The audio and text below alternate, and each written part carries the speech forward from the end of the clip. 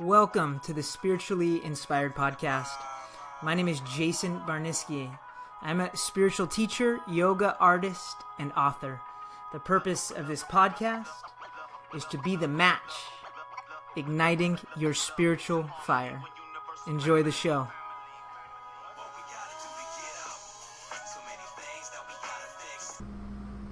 Hi everyone, thanks for joining me on the podcast today. I know it's been a few weeks since my latest episode. I was preparing a really good one for you. So today we're going to talk about the 8 limbs of yoga, Ashtanga Yoga. And the 8 limbs, before I really even get into it, I want to begin this podcast with a quote to really set the tone to what this episode's really going to be all about. And the 8 limbs of yoga were originally, I wouldn't say published, but made available to the world through the work of Patanjali, through the Yoga Sutras. And historians may say he lived 2,500 to even 5,000 years ago. But even a doubt exists whether he was a historical person or a group of ancient yogis or sages. He wrote this incredible book called the Yoga Sutras. And I highly recommend anyone who's interested in any of this Vedantic or Advedantic, you may say yogic philosophy, to one of the first things you kind of need to dive into is the Yoga Sutras to find out what it's all about. The Yoga Sutras are very complex, rather ironic, because one sutra is a mere sentence, just a single sentence. So this Yoga Sutras, this book has 4 chapters, and it has 50 lines in each chapter, 50 single lines. One line may be Atta Yoga Nushasanam. It means now the teachings of yoga. But with each line, you can dive so deep into philosophy and thought and self-realization, it's probably possible to write a book about each verse. So this book is made of 4 chapters, each containing 50 single verses. A sutra, Yoga Sutra, is like a thread. So it's like the tapestry woven together by individual pieces of ancient, timeless wisdom. And that's what the Yoga Sutras really are. The first chapter talks about what yoga is. The second chapter, how to do yoga. The third, most mystical, exciting chapter, you may say, is the power on siddhis, or the powers you get from doing yoga. And the fourth chapter is on enlightenment. A very intense work, very deep subject matter. When my teacher Tim asked Pattabhi Jois about the Yoga Sutras, he said, "Oh, no, it's too complicated for you. You should stick to the Ramayana, the Mahabharata. Try those first."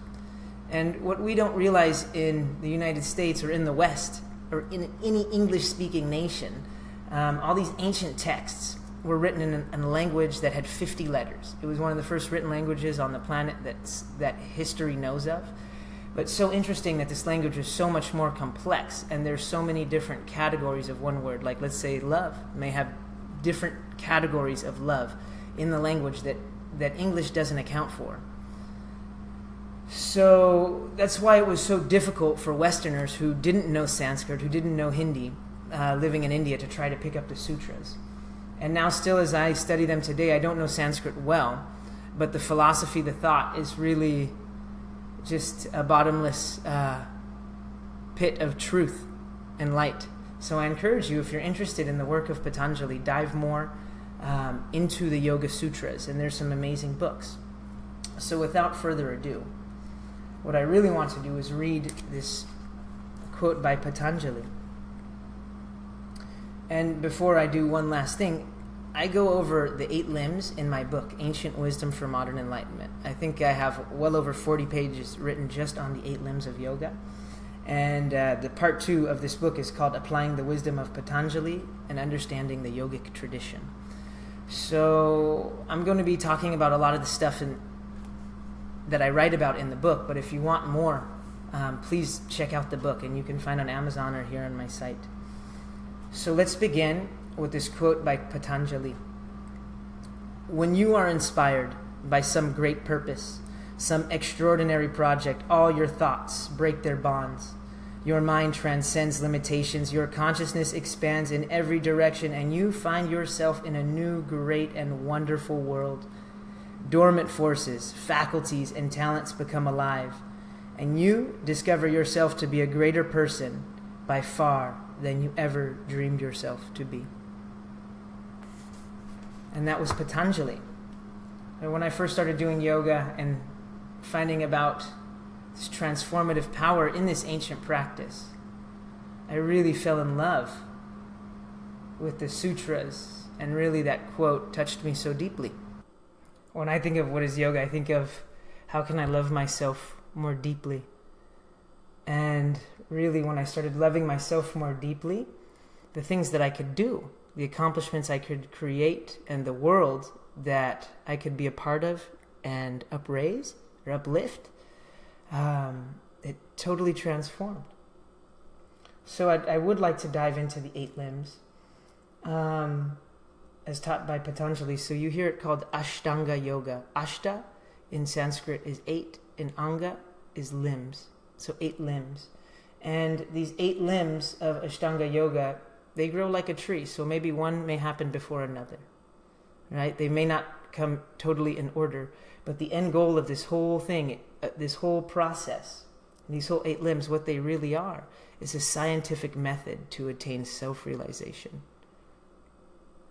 So it's really heavy. Let me say that again. The 8 limbs of Ashtanga Yoga are a scientific method to obtain self-realization.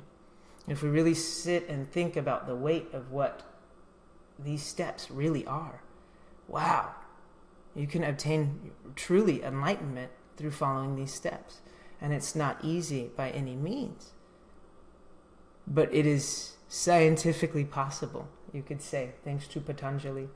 I remember Yogi Ji used to say Jesus and Buddha and Krishna, Shiva, all these people said these beautiful, really incredible words, and it sounded so beautiful. It was this incredible poetry for love of God. The difference between Patanjali and the other masters is that he was a scientist. And that's what yoga really is the science of the soul. So one thing I wanted to clear up that confused me when I first started, I practiced Ashtanga Yoga, right? So this was a method that Pattabhi K. Joyce learned from Krishnamacharya. My teacher Tim learned it from him, and it's become a really popular physical form of asana yoga. So when we talk about the 8 limbs of yoga, I'm not talking about Ashtanga Yoga like I would do at the Ashtanga Yoga Center in Carlsbad. When I say Ashtanga Yoga, in this context, I'm talking about the limbs, 8 limbs spoken of by Patanjali. And as you'll learn later on in this podcast, asana, what we think of as yoga in the West to a large degree, many people just see the physical posture and see it's a workout, an exercise. Yoga is much more. And you'll see shortly that the physical aspect of the practice is only one limb, and it's a lower limb. It's the 3rd limb. So let's just dive right into it. There are 8 limbs of Ashtanga Yoga, and I'm going to go one by one. If you look at the description of this podcast, they'll all be listed there. So the first yama, the first limb of Ashtanga Yoga is a yama, right? And so yamas are self-disciplines, and there are 5 aspects of yama. So the first is non-harming, which you could say in Sanskrit is called ahimsa. You have satya, which is truth. You have asetya, which is non-stealing. You have brahmacharya, which is self-restraint. And you have apadigraha, which is non-covetedness or non-hoarding. So maybe I'll break those down really quickly. Non-harm, truth, not stealing, self-restraint, and non-hoarding. So ahimsa. Himsa means harm. In Sanskrit, when you put an A in front of the word, it means the exact opposite. So ahimsa. So this limb is why a lot of the traditional diet for yoga practitioners is vegetarian, because they don't want to harm animals. That's why originally I became vegetarian. And my reasoning changed over the time. Now it's because of the environment. I think it's the best environmental choice I can make. But ahimsa, non-harm to all living things. So non-harm may just be being more kind to yourself, really. So the first thing we have to do is start being kind to ourselves. Maybe change our thoughts. So you can dive so deep in this whole aspect of ahimsa, non-harm. From the food you eat, the thoughts you have, the way you speak to yourself, the way you show up to others. Yes, animals, Mother Earth.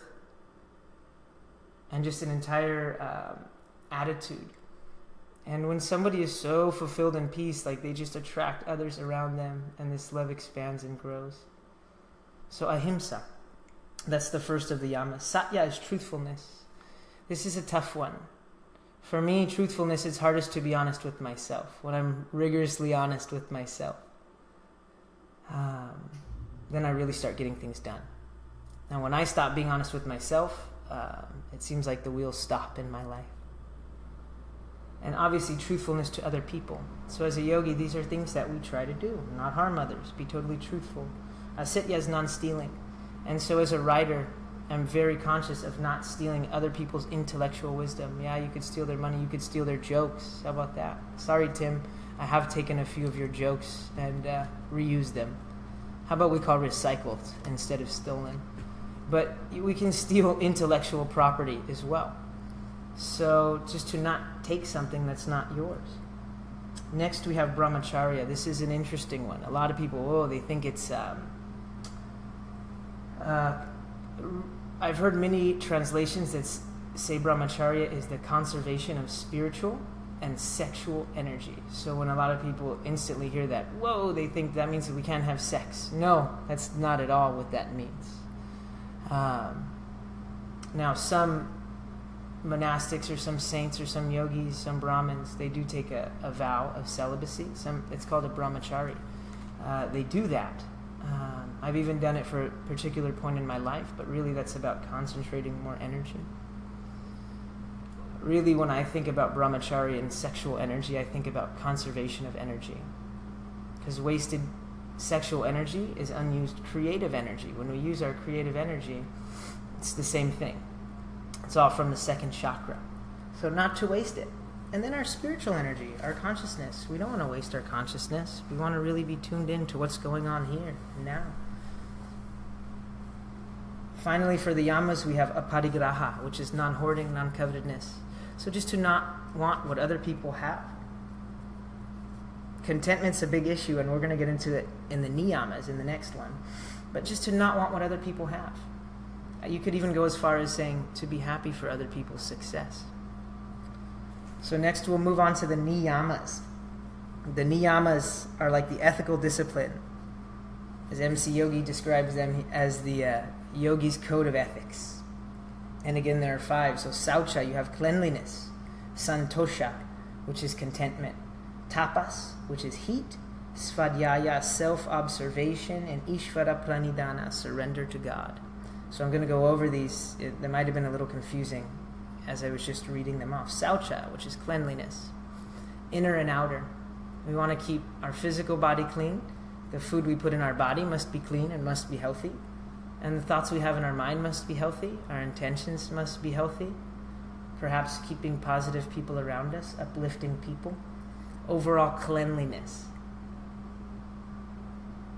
It's almost like you can feel in a house that's dirty and there's dust in a corner, you can almost feel the trapped energy. So really for me, the cleaner I am, the more cleanly of an environment I maintain around me, the cleaner I feel. So next we have Santosha, which is contentment. Now this is a really interesting one in our society. With the entire deficiency, growth, motivation complex we're having. So deficiency motivation is being motivated by what we need. Growth motivation is being motivated by what we innately have, or our innate tendencies. This is taught by Abraham Maslow. It's also in my book.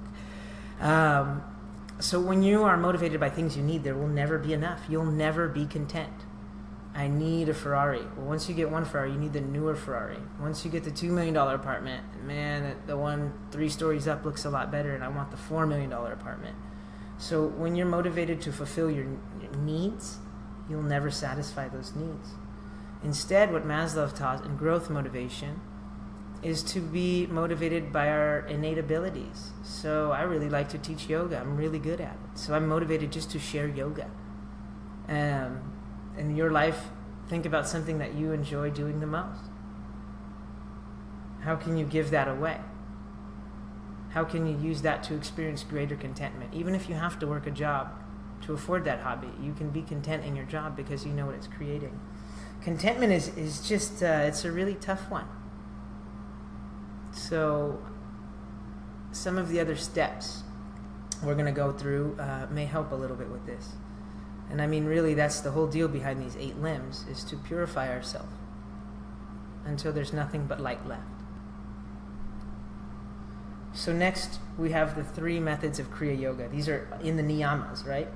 I normally put like a little tab down and connecting these 3. You have tapas, svadhyaya, ishvara, pranidhana.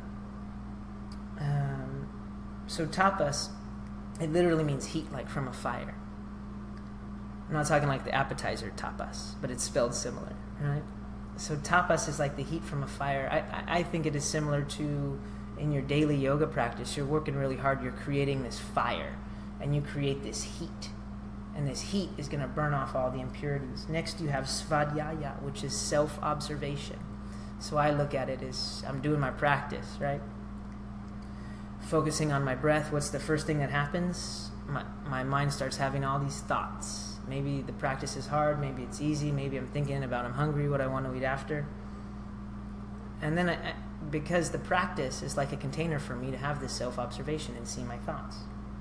The third method, like the third piece of Kriya Yoga, the 5th niyama, is Ishvara Pranidhana, which is surrender. Or you could say surrender to God or the divine, or the cosmos, whatever you want to say. So do your practice, the daily practice, right? Look at your mind and surrender. And through that you can overcome all the afflictions of the mind, the 5 mental afflictions. That may be my next episode, overcoming the 5 afflictions. Very briefly, the 5 afflictions of the mind, as Patanjali describes, are ignorance, ego, attachment, aversion, and fear.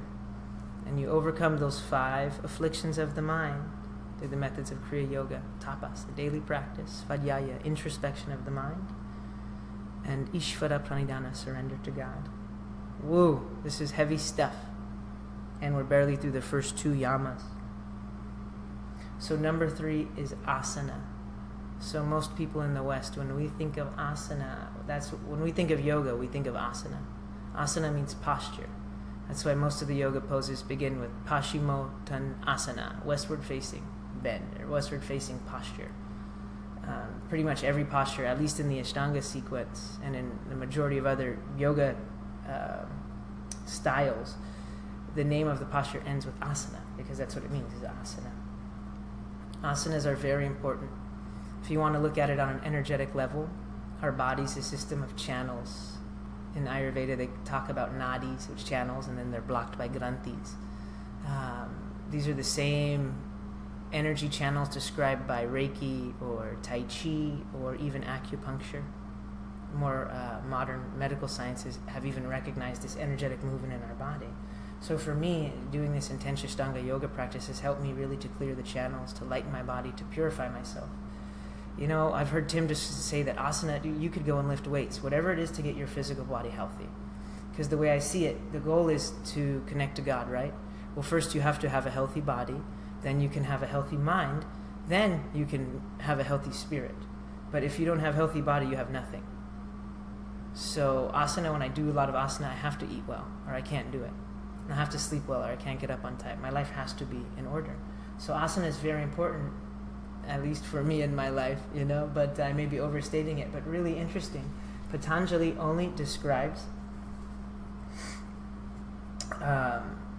the asana, that limb, he only uses the word asana twice in all the Yoga Sutras.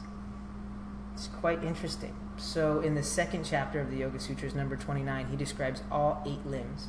Yama, Niyama, Asana, Pranayama, Pratyahara, Dharana, Dhyana, Samadhi, Ashtau, Angani. The 8 limbs of yoga are consideration of others, consideration of oneself, posture, breath control, sense control, concentration, meditation, and absorption. Later, so that was the one place where he mentioned asana. He says it once there. The other limbs he mentions many more times. Later, he says, Sthira Sukham Asanam. And that is, the posture is to be firmly established in a happy space. So I like that. Sthira is like really strong, and Sukham is like surrender. So the way I kind of translate that, asana is like there's an appropriate effort and an appropriate surrender. And it's really easy, especially in Ashtanga Yoga practice, to be more effort and less surrender. I've seen other yoga styles that say more surrender and less effort, but really it's about the balance in life. It's quite beautiful. So yeah, you have to have a healthy body, but yoga is more than just the physical postures. And at any yoga class, the number one thing you do is start your breathing. So this whole idea of breath leads us into the fourth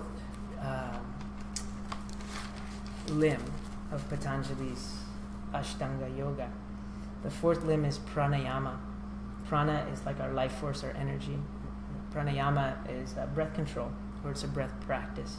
So in Ashtanga, my teacher Tim would always teach at 6 a.m. an hour-long pranayama practice. So these are different deep breathing techniques. I recommend you learn them from somebody who knows what they're doing and they are good at it. And usually you want to do asana first, just so that your body has freed up some energy. We're working with some very powerful energy when we do our sadhana, our spiritual practice. We're talking about prana and chi and all of our life force. So what I see is when we're doing yoga, it's almost like wiring a residential house for commercial power. So first, this residential house, it's got all the wrong wiring, it's got all the wrong fuses, everything. You have to go in there, tear the walls down, right? So that's what I think asana does, is it tears down all the blockages. Pranayama, our breathing practice, it's really strengthened me, and it centered me, and it kept me in this place of peace. So I see that as akin to putting up the new wiring, putting up this commercial wiring.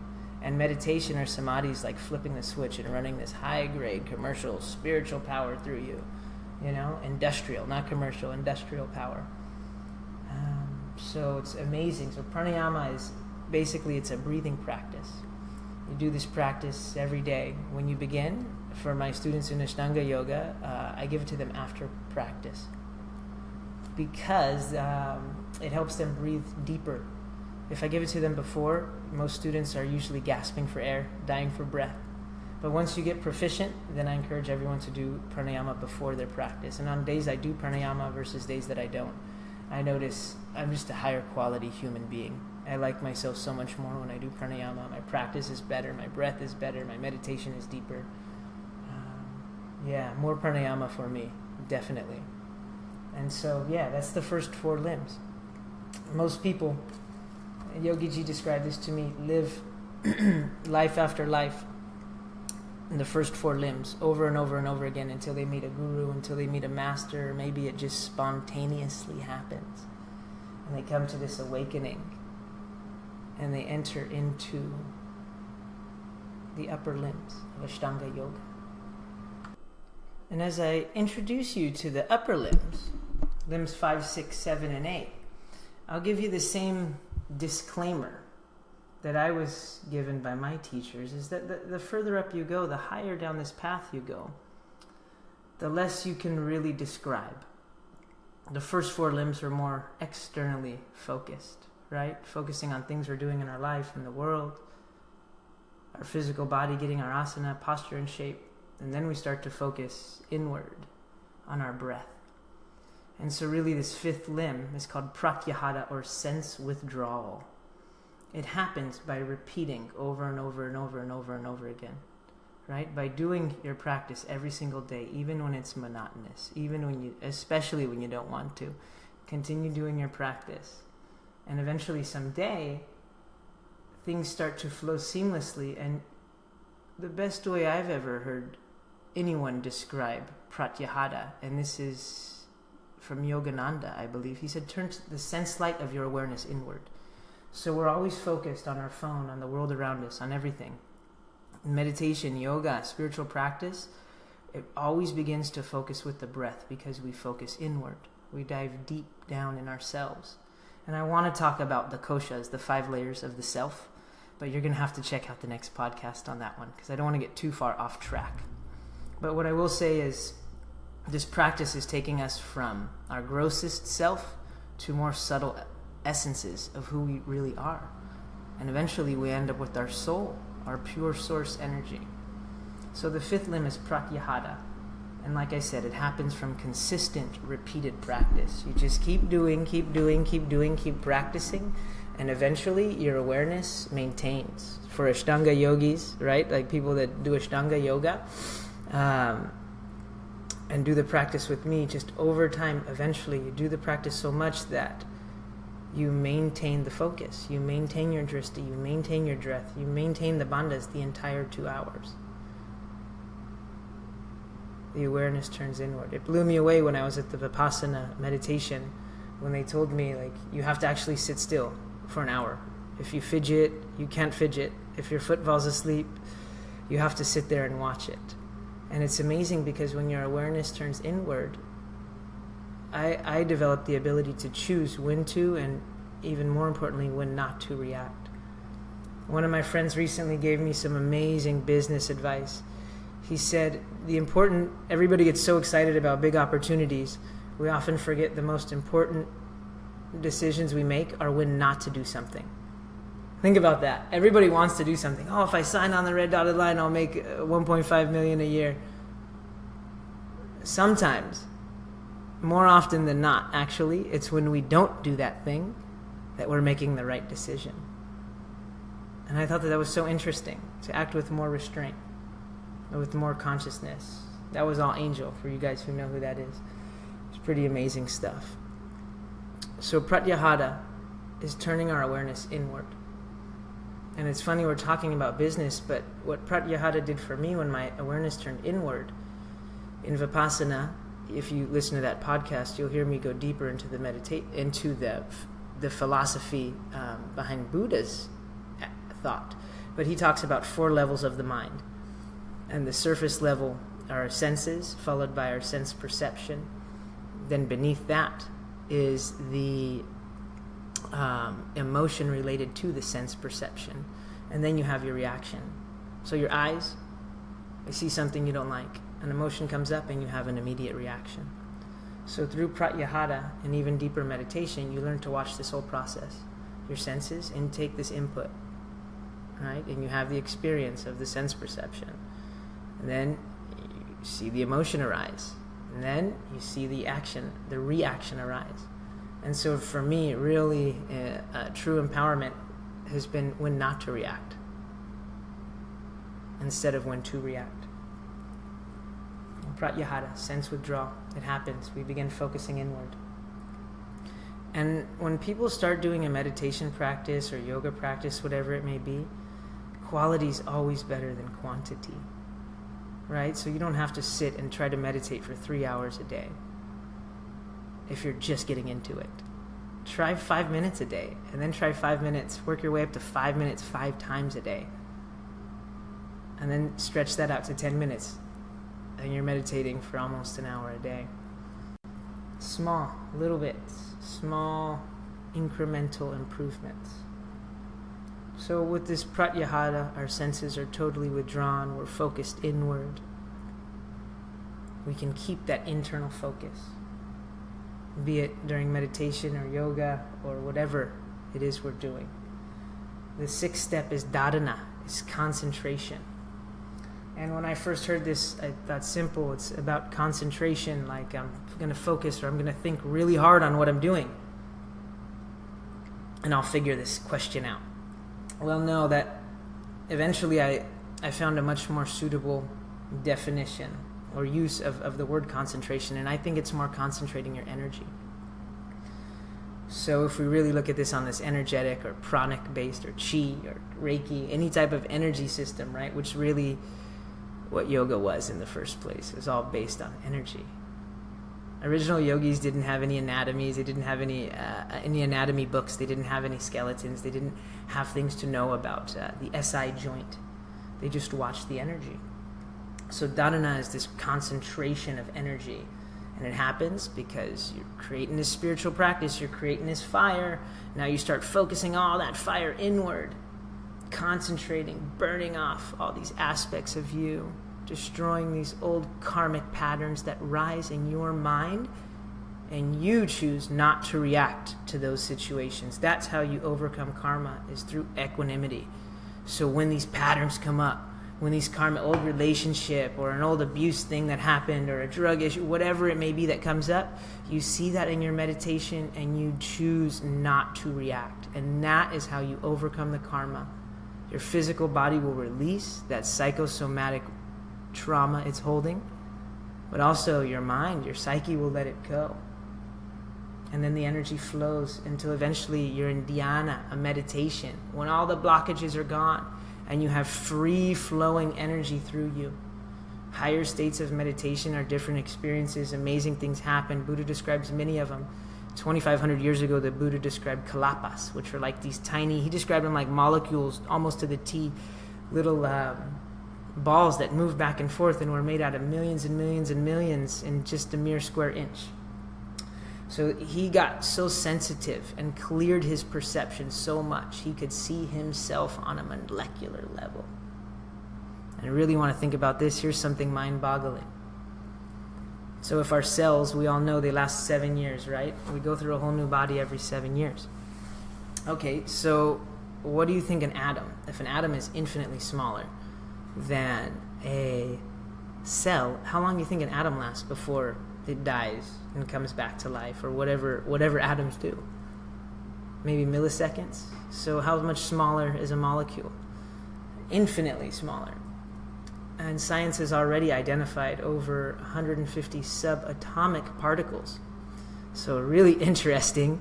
How long would the smallest basic building block of nature take to dissolve and come back? So really all we are is just a dissolving heap of impermanence, being reborn into this reality every single moment. That really gives you a sense or an understanding of the impermanence and also the sheer magic. That's just the word that's coming to my mind. The sheer magic that we exist on this planet, in this reality, that we can connect through a podcast. It's incredible. Dhyana, thank you for dropping in this meditation with me, because these podcasts really are meditative for you and me. You know, before I talk about samadhi, I'll talk about my teacher, Tim. I asked him about enlightenment, and he said everybody thinks it's some great big pop. Something happens.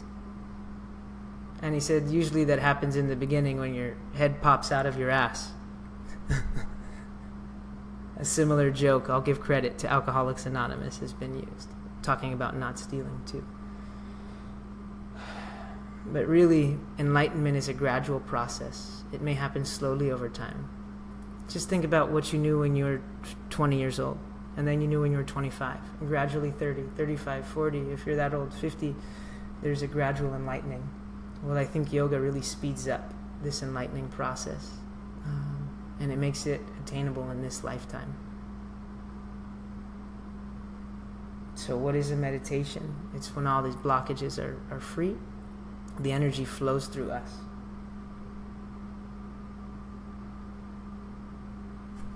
And looking just real briefly at the way my teacher Tim described enlightenment. It's so hard to describe enlightenment. Why? Because enlightenment it's an infinite experience. It's connecting to pure infinites. And a word is finite. So how can you describe the infinite with a mere finite word, a small description? And if I'm to use a certain collection of words to try to describe enlightenment, you may have some meaning, but it may not be the same meaning as mine. The only way you can know what enlightenment is really like is to find out for yourself. Think about eating a mango, huh? Have you ever had a mango? Think about what a mango tastes like. Sweet, maybe sticky afterwards. It's really hearty, almost meaty for a fruit. You can tell I'm a vegetarian now. What else would you say? Okay, we said a lot of things that describe a mango, but does that really tell you how a mango tastes? The only way you can know what a mango tastes like is to go and eat that mango. So just with enlightenment, the only way you can truly know is to do the practice, to do the work, to break through the veil. And once you make to the other side of the river, you can come back and forth at will. Enlightenment. The word Patanjali uses is samadhya. And the translation Tim gave me for that is absorption. And Tim, by the way, he was Tim Miller, my teacher. That's what he got his degree in. It was the Sanskrit from UC Riverside. Before he was a yoga teacher somehow or another. So absorption. You could say the dissolution of the self. When I think of enlightenment, think about Jesus said, I am the way, the truth, and the light. Because he lost himself in the way, in his dharma, in his path, in his purpose. He had found the truth and he had lost himself and merged with pure truth. He had lost himself and become the light. So that's what enlightenment is. It's when we lose identifying with everything that we're not. By merging with the way. You become the truth and you are the light. Yogi Ji, when I asked him, what is enlightenment? Tell me about it. So hard to speak about it. The tone even changes. I feel the energy in this room around me different as I speak about enlightenment. He said it's like the continuously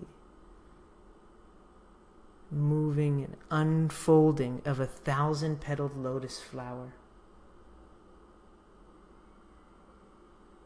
As beautiful imagery, but it's mere imagery. And as a painter paints a picture, maybe a painter paints a picture of some fruit, you can't eat that fruit. So as a speaker, as a podcaster, as a writer, I'm painting a picture. But the only way you can taste the mango is if you do the work and you find out for yourself. If you dive deep in your practice, and this is through deep daily work. And like I said, there's not much to say about dharana, dhyana, samadhi. There were a few things. But really, the beauty of even speaking about it is those are the vibrations you're holding. Those are the vibrations you're creating. If we start talking about Fox News, we start talking about a big event that's going to be at a bar next weekend, right? Think about the vibration that has versus us talking about the continuously unfolding of 1,000-petaled lotus flower. We are all vibration. We are all frequency, and we show up at a different frequency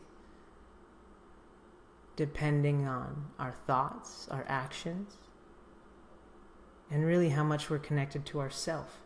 So yoga, the science of self-realization, teaches you to connect to yourself, and you can be who you really are. No more imperfections, no more being who you're not. And you take back your own power. It's really a dehypnotization from the conditioning we experience in our culture. But enlightenment is possible. You can hit the target. And as you do, it's like a drop of water, which is you merging into a river, right? And as your energy frees and flows up through this river, you merge into the ocean of divine love. This is enlightenment. This is losing yourself. And when you do, then you know the truth. Then you know who you really are. This is a really special podcast for me. And I thank you guys for just being here to listen, for giving me a medium to express myself, and even a way to stay inspired to keep doing my own practice. In my book, I talk a lot about this really deeply. I've been reading it over and over again lately because it has some really good stuff in it. It's called Ancient Wisdom for Modern Enlightenment. I'll have a link below. Also, you can find it on the Podbean website or on my own website, jaysonbarniske.com. All the links will be there.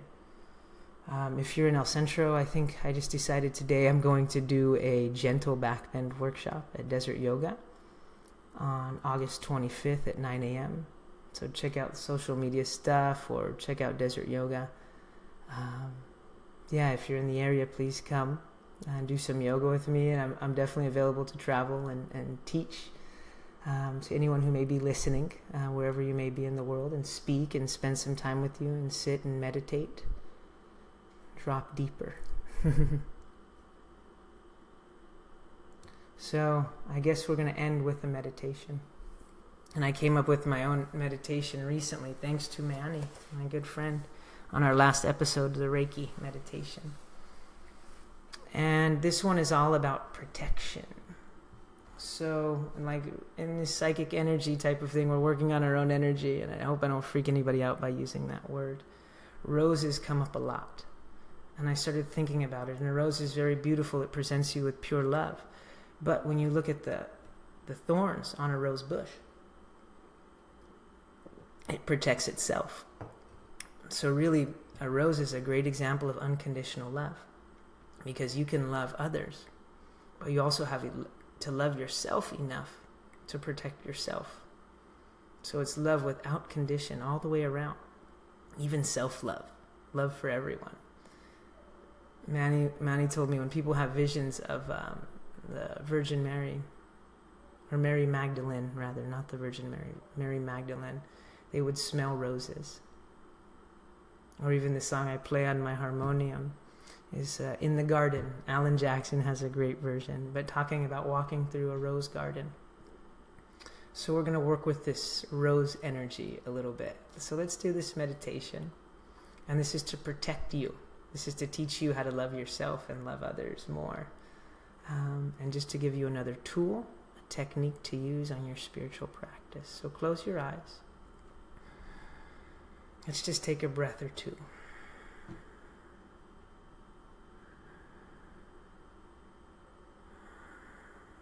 So from your heart, I want you to imagine a root, a thorny root of a rose bush, is growing out the back of your heart and down into the earth. With every breath, you inhale, you breathe in sustenance from the mother, and every exhale you watch your root grow deeper. And inhaling in that divine love from the mother, exhaling, diving deeper until you connect and ground that thorny rose bush root to the core of the planet. And breathe here for a moment.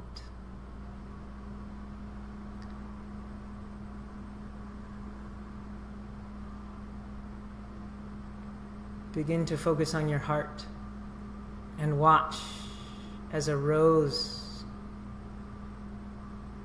covers your heart and begins to spin. Little by little, this rose is going to expand the size of your body, the room you're in, eventually the size of your whole town, ultimately the entire state, the entire country, the entire hemisphere. Eventually, this rose of your heart, your unconditional love, is covering the entire planet. And now just sit here and receive unconditional love from the mother and give unconditional love to the mother. Be one with the planet as you see the spinning rose of your heart encompassing all that is.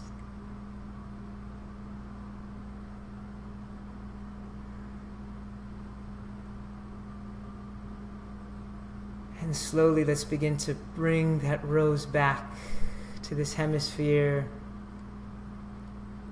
back to your country, back to your state, the city, the room you're in. Let's even see our body, back to the heart. Breathe back into the root.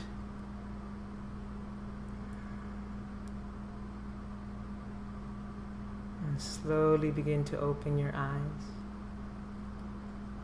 So keep doing your practice. That's why we're all here. The more grounded we stay, the easier it is to maintain a consistent practice. If you set a goal, a routine for yourself, don't make excuses. If you're going to practice every day, do it. That includes me too. Right? If we're going to work hard, if we really want results, we have to work for them. So think about these 8 limbs. Let's continue the conversation amongst ourselves or in the community in the yoga class. There's much more in the book. This was just a really quick overview. And yeah, you may just call it a quick little graffiti session, painting some lovely pictures of the divine. But nothing I can ever paint with my words is more beautiful than the experience that awaits you when you connect with Source yourself. So thank you so much for listening to the podcast. Post a comment, subscribe, like, add me on social media. I want to stay in touch with everyone who's listening. And I'll talk to you all soon. Have a blessed day. Namaste.